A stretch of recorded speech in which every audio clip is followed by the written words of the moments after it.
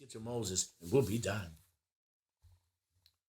Moses, as we know from last week, is before the burning bush. He meets God. And God tells him, take off his shoes. He took off his shoes because the ground on which he standest, I love King James, the ground on which thou standest is holy ground.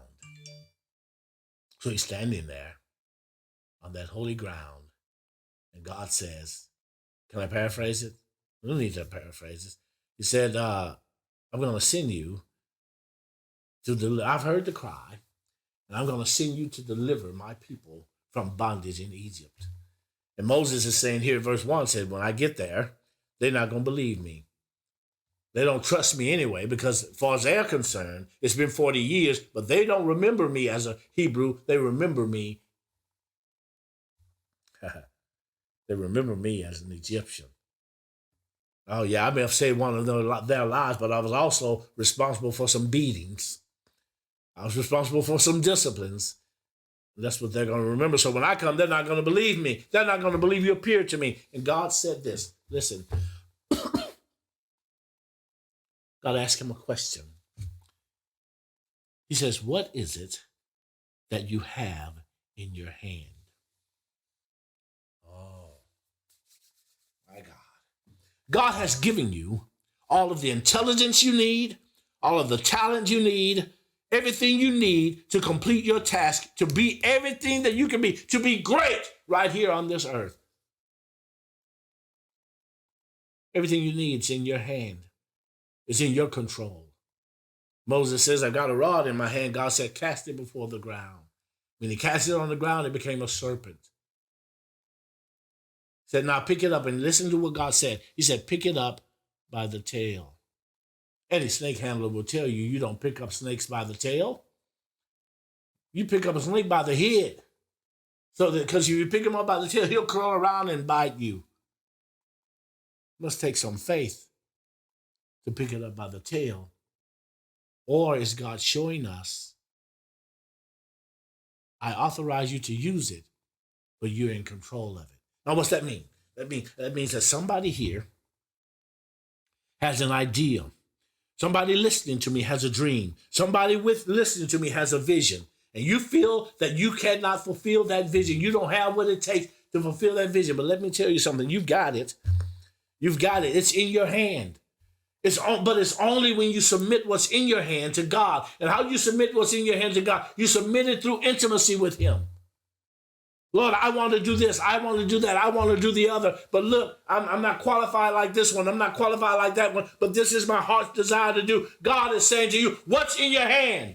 Because I've given you that dream. I've given you that vision. And along with that, I've given you everything you need to fulfill it. Well, I'm getting excited now.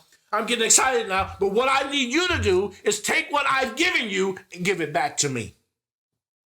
Oh, is there anybody here listening to me that's willing to give your life back to him so that he can come back? Listen, he's not going to take it.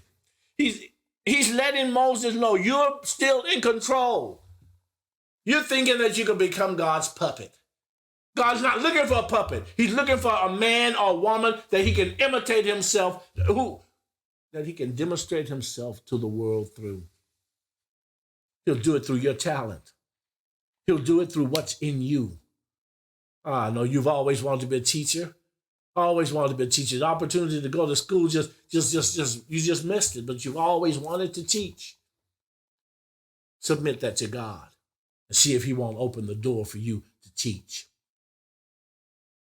You know, I've always liked tinkering with things, and I want to be a car mechanic, but man, I don't know if I can get into it right now at this stage in my life and make enough money to take care of things. Submit it to God and see. Submit it to God where? In intimacy. Says to Moses, throw that thing on the ground. Moses did. It turned into a snake. Then he says to him, stick your hand in your shirt, in your bosom. Stuck his hand in his bosom. He pulled it out, and it was leprous. He said, no, don't, you don't need to be afraid. Stick your hand in again. Stuck it in again, pulled it out, and it was clean. God said, I'm going to use these two signs to show Pharaoh and to show the the Israelites, the elders, that you're with me. And that I'm with you. If they don't believe these signs, here's going to be a third one that you do. Get some of the water out of the Nile. Pour it on the ground. I'm going to turn it to blood. Brothers and sisters, Moses took this staff, the only thing he had. He took what he had, gave it to God, and God used it to make him great. But not only him, used it to make him a blessing to others.